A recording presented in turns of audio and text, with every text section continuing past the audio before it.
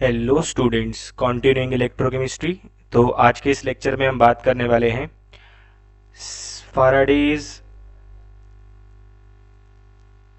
Second law of electrolysis.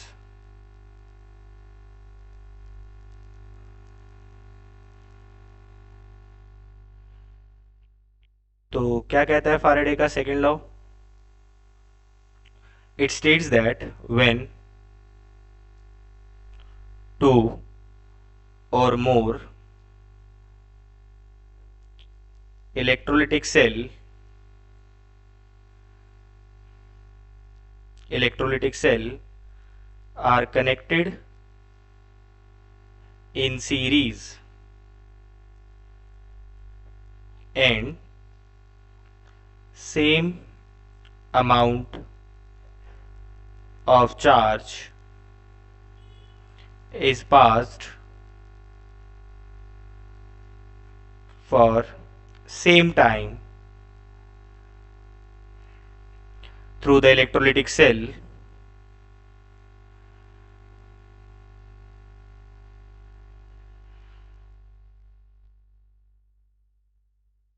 then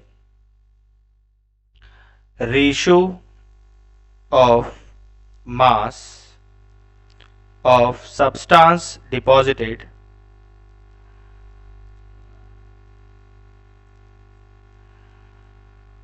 is directly proportional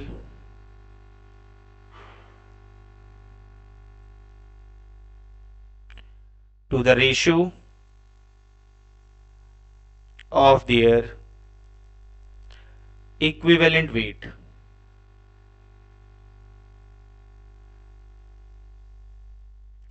तो क्या कहते हैं फारेडे का सेकंड लॉ? जब आप दो या दो से ज्यादा इलेक्ट्रोलिटिक सेल को आपस में सीरीज में कनेक्ट करते हैं और उसमें सेम अमाउंट ऑफ चार्ज पास करते हैं फॉर सेम टाइम, तो जो मास ऑफ सब्सटेंस डिपॉजिट होगा वो डायरेक्टली प्रोपोर्शनल होगा उनके इक्विवेलेंट वेट के। क्या मतलब है इसका?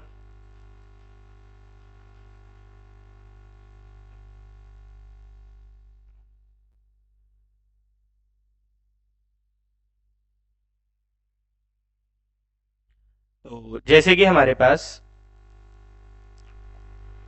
ये एक इलेक्ट्रोलिटिक सेल है और ये इसमें इनर्ट रॉड लगी हुई है हमारे पास,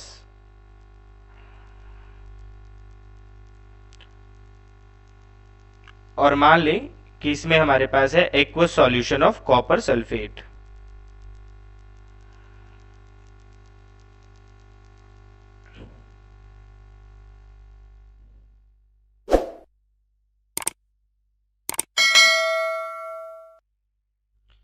और सेम हमारे पास एक और इलेक्ट्रोलिटिक सेल है,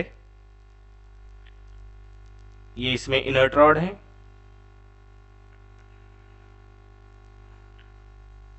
और इसमें हमारे पास है aqueous solution of silver nitrate. और ये दोनों रॉड्स भी आपस में कनेक्टेड हैं।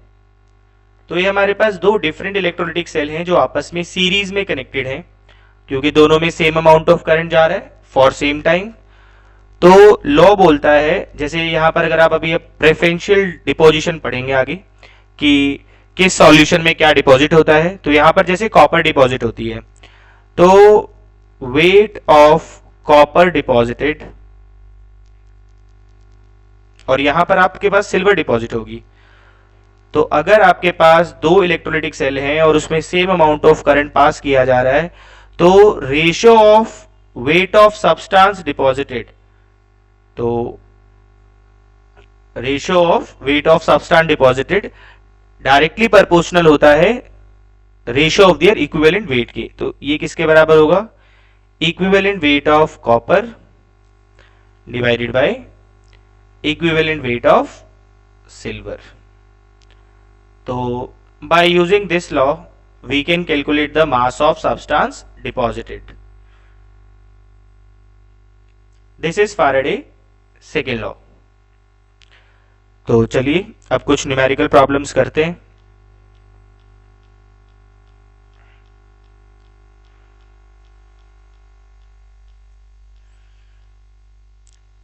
जैसे कि हमारे पास क्वेश्चन है, आपको बताना है calculate the number of faradays needed for each of the following.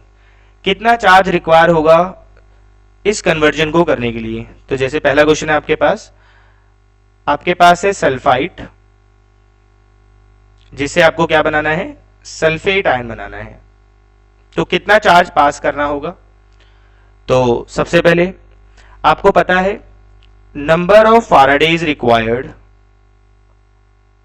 ये फर्स्ट लॉ है जो हमने पढ़ा था, number of faradays required is equals to number of gram equivalent of substance, और ग्राम इक्विवेलेंट का फॉर्मूला होता है number of moles into valency factor,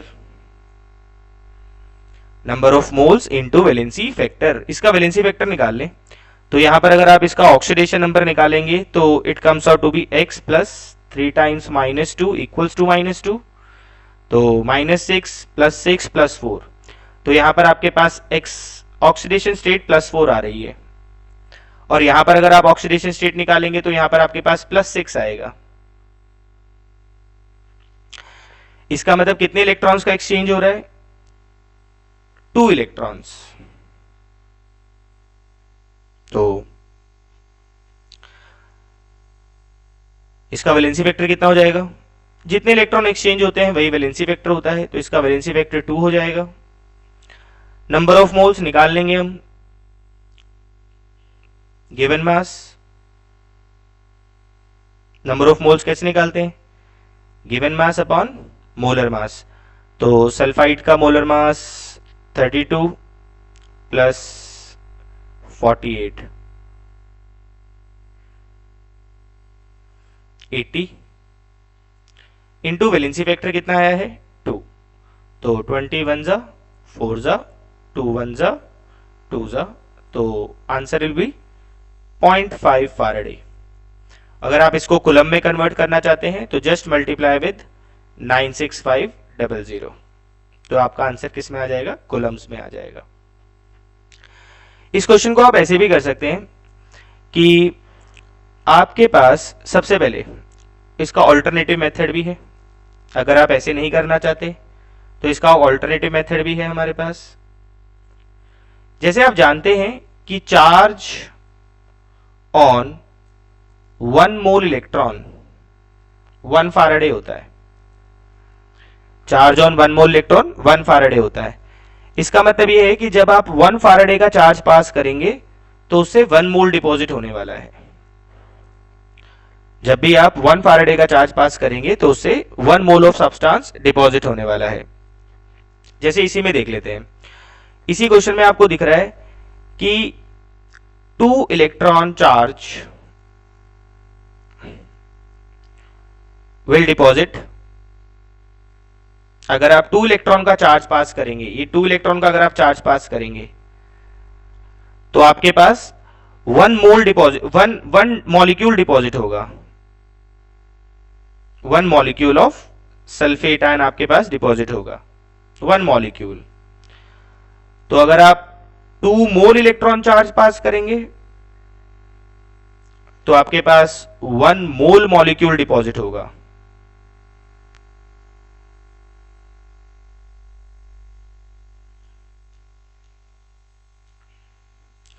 to mole electron का मतलब 2 फारेडे हो गया। मतलब अगर आप 2 फारेडे चार्ज पास करेंगे तो आपके पास 1 मोल मॉलिक्यूल सल्फेट आयन का डिपॉजिट होने वाला है। अब आपको डिपॉजिट करना कितना है, आपको डिपॉजिट करना है 20 ग्राम। तो पहले इसको मोल्स में कन्वर्ट कर लें आप, given mass upon molar mass, तो ये हो जाएगा आपके पास 1/4।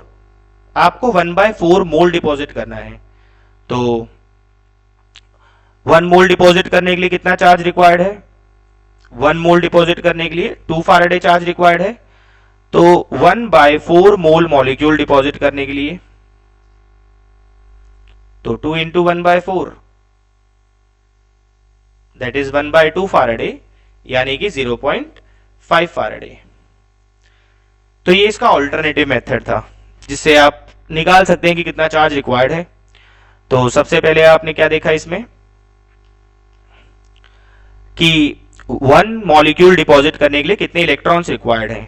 तो 1 मॉलिक्यूल डिपॉजिट करने के लिए हमें 2 इलेक्ट्रॉन चार्ज चाहिए था, तो 1 मोल डिपॉजिट करने के लिए 2 मोल इलेक्ट्रॉन चार्ज चाहिए होगा। 1 मोल इलेक्ट्रॉन पे 1 फैराडे चार्ज होता है, तो 2 मोल इलेक्ट्रॉन पे कितना चार्ज होगा, 2 फैराडे। तो यहां से आप इसको सॉल्व कर सकते हैं। अगला क्वेश्चन है हमारे पास 13.5 ग्राम ऑफ एल्यूमिनियम 3+2 एल्यूमिनियम। तो कैसे करेंगे इसको, आपको दिया गया है Al3+ से आपको बनाना है, Al3+ 3 इलेक्ट्रॉन्स गेन करेगा तो एल्यूमिनियम बनेगा। तो आप इसको डायरेक्टली भी कर सकते हैं और आप इसको ऑल्टरनेटिव मेथड से भी कर सकते हैं। अगर ऑल्टरनेटिव मेथड की बात करें तो उसमें सबसे पहले आप नंबर ऑफ मोल्स निकाल लें। 13.5 ग्राम आपको दिया गया है, मोलर मास 27, डेसिमल डाउन कर लें, नीचे 10 आ जाएगा। तो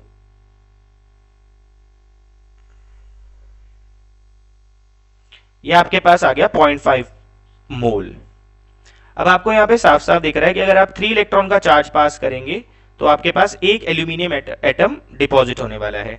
तो 3 इलेक्ट्रॉन चार्ज अगर आप पास करेंगे विल डिपॉजिट 1 एल्यूमिनियम एटम। एक एल्यूमिनियम एटम डिपॉजिट करने के लिए 3 इलेक्ट्रॉन का चार्ज पास करना होगा। तो अगर आप 1 मोल एल्यूमिनियम एटम डिपॉजिट करना चाहें तो 1 मोल एल्यूमिनियम के लिए आपको कितना चार्ज पास करना होगा, 3 मोल इलेक्ट्रॉन।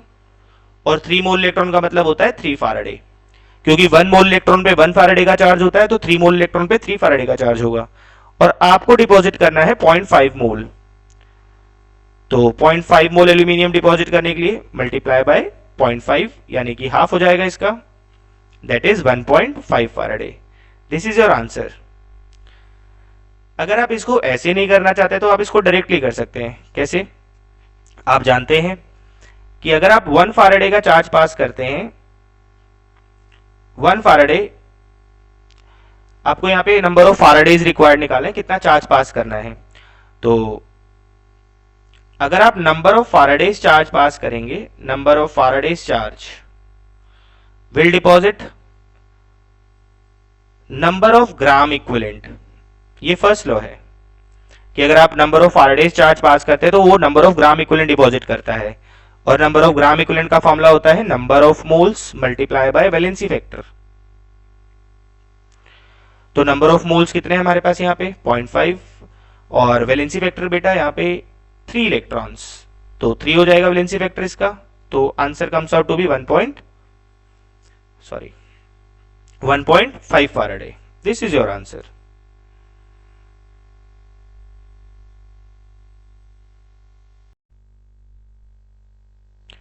नेक्स्ट क्वेश्चन में आपको दिया गया है W gram of nitrobenzene to aniline. तो क्या करेंगे इस क्वेश्चन में हम, तो आप डायरेक्ट भी कर सकते हैं। डायरेक्ट फॉर्मूला है आपके पास, नंबर ऑफ फैराडेज रिक्वायर्ड किसके बराबर होता है, number of moles into valency factor. तो नाइट्रोबेंजीन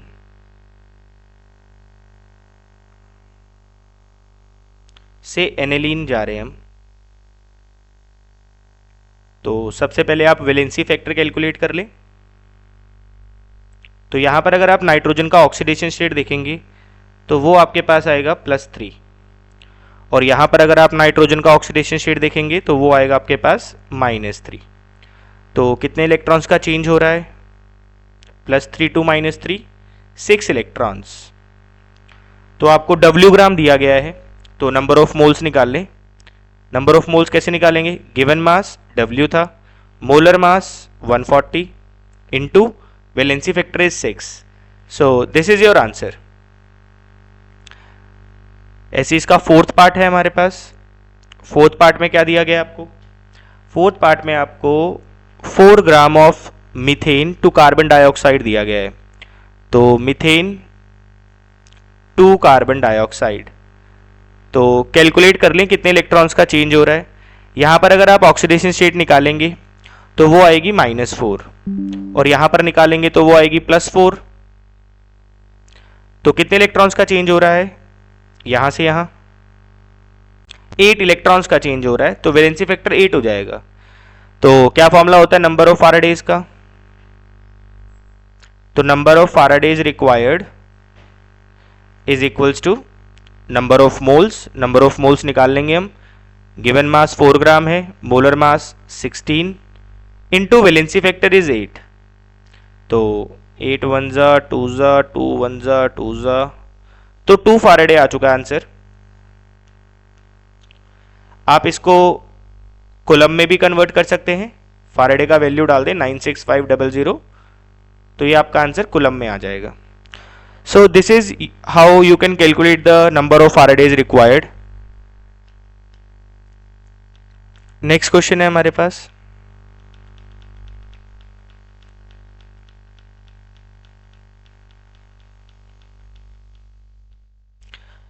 अगला क्वेश्चन है आपके पास, what mass of copper will be deposited at an electrode if current of 96.5 ampere is supplied for 1 hour to aqueous solution of copper sulphate.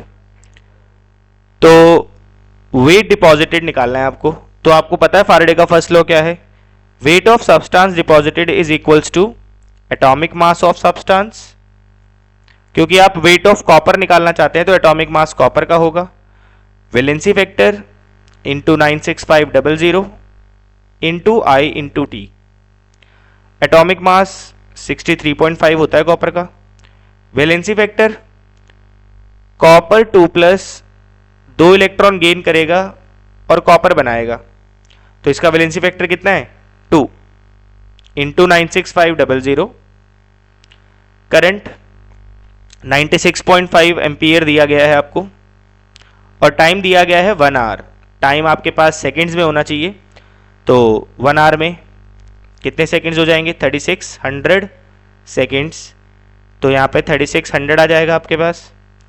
इसको down कर लें 10, इसको down कर लें 10, कैंसिल कैंसिल, 965 से कैंसिल आउट हो जाएगा 100, 2 1 जा 1 जा 8 जा।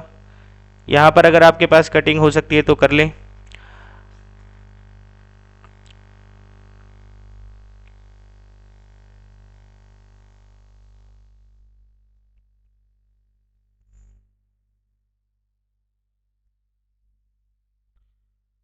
तो ठीक है, इसको आप सॉल्व कर लेके तो आपके पास वेट ऑफ सब्सटेंस डिपॉजिटेड आ जाएगा, जो भी आपकी यहाँ पे कैलकुलेशन होंगी।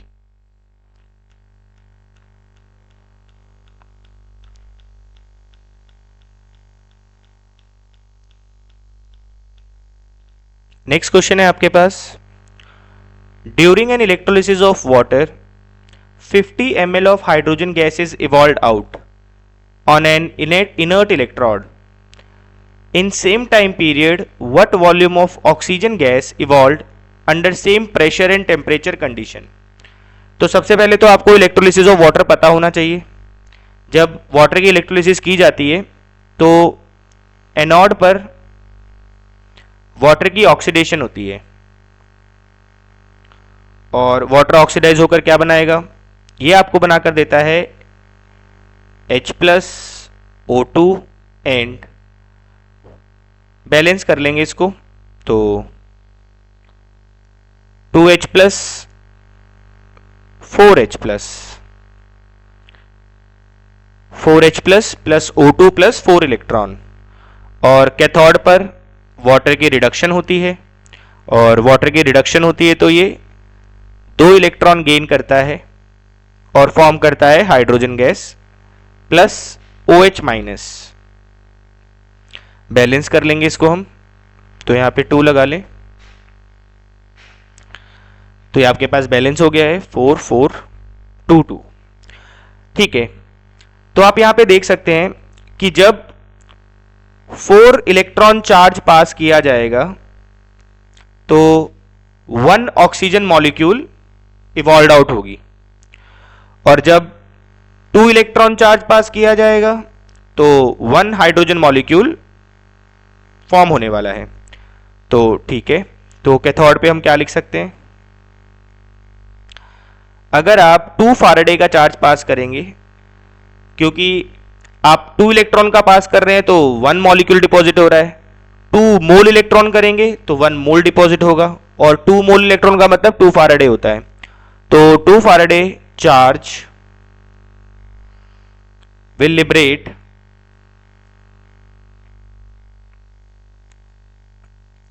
1 मोल हाइड्रोजन गैस। तो 1 फैराडे से कितना आएगा? 1 फैराडे से 1/2 मोल हाइड्रोजन।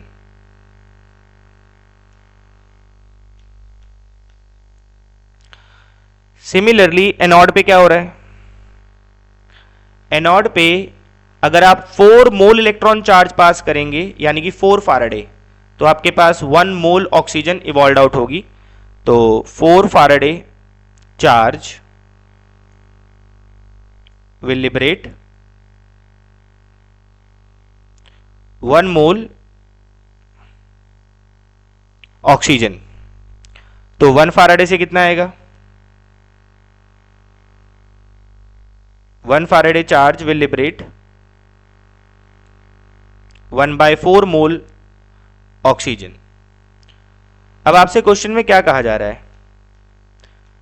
क्वेश्चन में कहा जा रहा है कि आपके पास 50 ml hydrogen gas evolve out हुई है, तो सेम टाइम पीरियड में कितना ऑक्सीजन का वॉल्यूम आपके पास होने वाला है? तो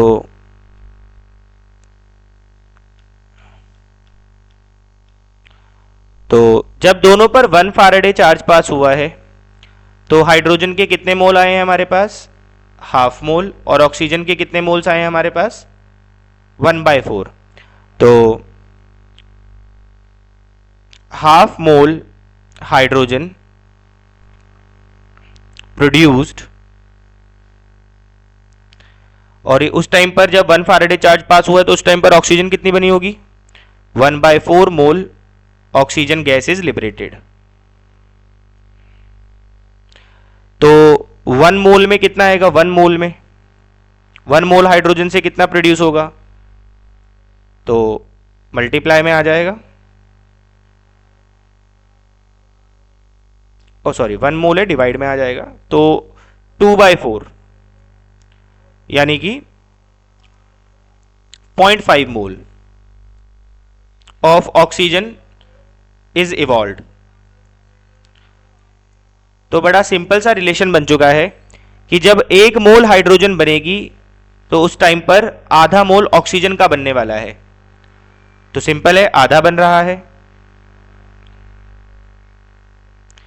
इसका मतलब जब 50 ml हाइड्रोजन प्रोड्यूस होगा तो यहां पे उसका आधा प्रोड्यूस होगा, तो 25 ml of oxygen is evolved. तो क्या किया इस क्वेश्चन में हमने? सबसे पहले हमने ये देखा कि जब 1 फैराडे चार्ज पास किया जाएगा, सेम चार्ज, क्योंकि सेम टाइम के लिए करंट पास किया गया है, तो हमने सेम चार्ज पर निकाल लिया कि सेम चार्ज पर कितना मोल ऑक्सीजन का बनने वाला है और सेम चार्ज पर कितना मोल ऑक्सीजन का बनने वाला है। तो जब 1 फैराडे पास किया गया कैथोड पर तो 1/2 मोल ऑफ हाइड्रोजन प्रोड्यूस हो रहा है, और जब एनोड पे पास किया गया तो 1/4 मोल ऑक्सीजन प्रोड्यूस हो रहा है। तो ये दोनों अमाउंट 1 फैराडे पर लिबरेट हो रही हैं। तो आधे मोल से 1/4 मोल ऑक्सीजन का बन रहा है, तो 1 मोल से 0.5। तो जब हाइड्रोजन के 1 मोल बनेंगे तो उस टाइम पर ऑक्सीजन का आधा मोल बना होगा। तो अब हमसे क्वेश्चन में पूछा गया था कि अगर 50 ml हाइड्रोजन बन रही है तो ऑक्सीजन कितना बना होगा? तो उसका आधा। तो आंसर कितना आ गया हमारे पास? 25 ml of O2 is evolved.